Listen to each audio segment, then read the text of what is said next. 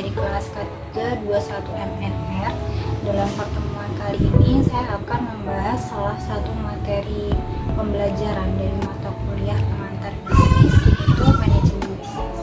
Seperti yang kita ketahui bahwa manajemen bisnis itu memiliki arti sebagai kegiatan perencanaan, pengawasan, serta pengerjaan suatu bisnis yang akan kita lakukan.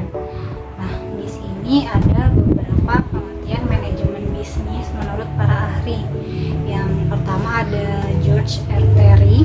Beliau mengatakan manajemen merupakan sebuah proses khas yang mana tersusun dari perencanaan, pengorganisasian, pengawasan, serta penggerakan.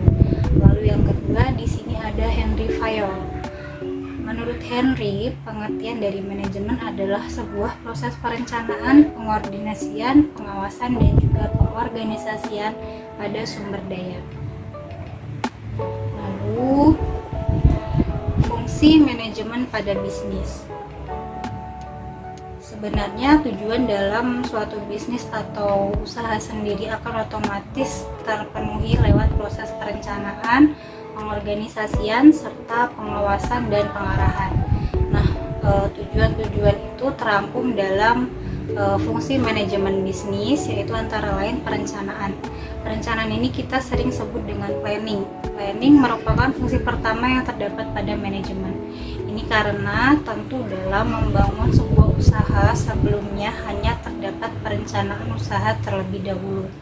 Adapun planning ini bervariasi sesuai dengan jenis usaha yang dijalankan, mulai dari pemasaran, produk yang dikomersilkan, alat yang digunakan, promosi produk, dokumentasi, hingga pembukuan keuangan, semuanya masuk pada tahap perencanaan.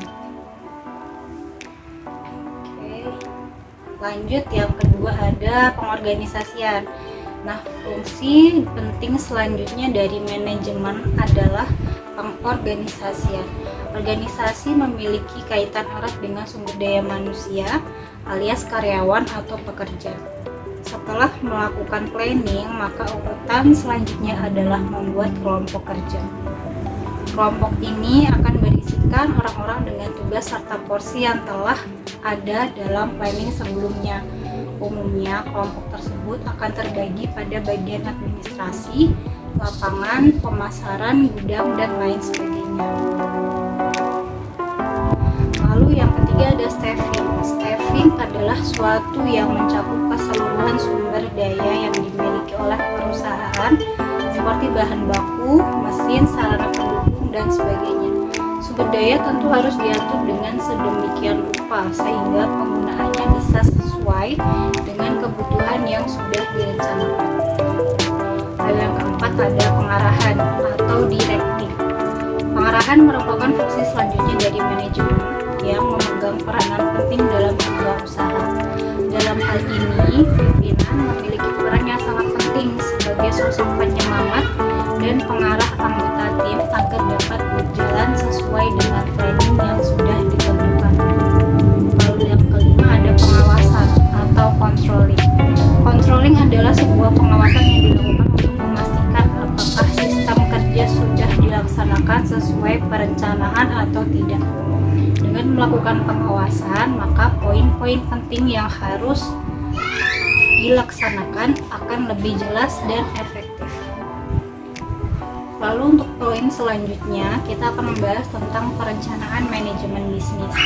Dalam beberapa perencanaan yang umum digunakan saat akan memulai bisnis atau usaha antara lain sebagai berikut. Yang pertama, tentu kita harus menentukan tujuan berdirinya suatu usaha tersebut dan apa target yang ingin dicapai dengan jelas.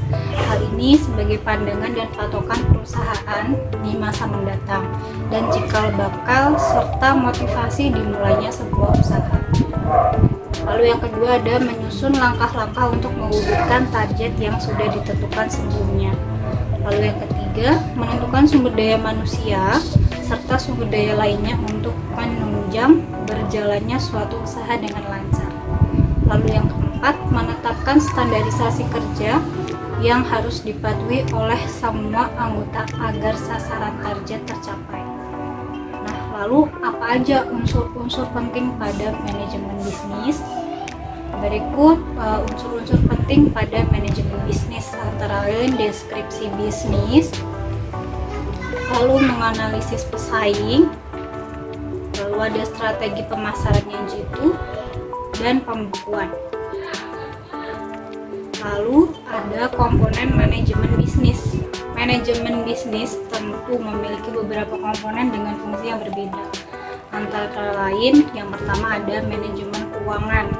Manajemen keuangan merupakan manajemen yang dilakukan untuk mengatur kondisi finansial perusahaan.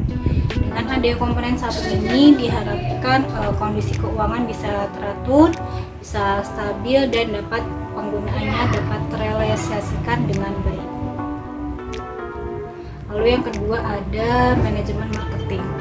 Komponen manajemen marketing ini berupa kegiatan pengawasan atau perencanaan terhadap aktivitas pemasaran. Tujuan dari adanya manajemen marketing adalah agar terdapat kontrol serta evaluasi pada pemasaran produk. Dengan semakin banyaknya persaingan bisnis saat ini, banyak juga perusahaan yang berusaha untuk menentukan strategi pemasaran yang baru. Menghadapi hal ini, tentu perusahaan harus memiliki manajemen marketing yang bagus agar bisa mengikuti persaingan tersebut. Lalu yang ketiga ada manajemen produksi. Manajemen produksi merupakan komponen yang mengatur proses pembuatan produk di perusahaan. Tentunya hal ini juga termasuk kontrol mengenai kelayakan serta fungsi mesin produksi. Selain itu, untuk menjaga kualitas produk agar selalu terjaga, kontrol mesin juga menyangkut keselamatan para pekerja. Lalu yang keempat ada manajemen distribusi. Komponen manajemen bisnis satu ini memiliki peran untuk mengawasi berjalannya kegiatan distribusi di perusahaan.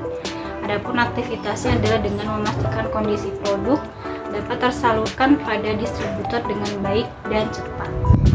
Lalu yang kelima, ini ada manajemen SDM. Manajemen SDM memiliki tugas utama mengatur serta menertibkan segala aktivitas para anggota perusahaan. Hal ini termasuk juga mengatur kedisiplinan kerja, membagi bidang pekerjaan, dan menentukan porsi tanggung jawab pada semua pekerja. Manajemen bidang satu ini memanglah tidak mudah karena harus mengatur sekian pekerja yang terdapat di perusahaan. Tapi keberadaannya juga menjadi salah satu kunci karena dengan tertib dan berkembangnya para karyawan juga akan menaikkan kualitas perusahaan. Lalu manajemen merupakan hal yang dilakukan untuk mengatur segala aspek dalam usaha agar bisa berjalan dengan lancar.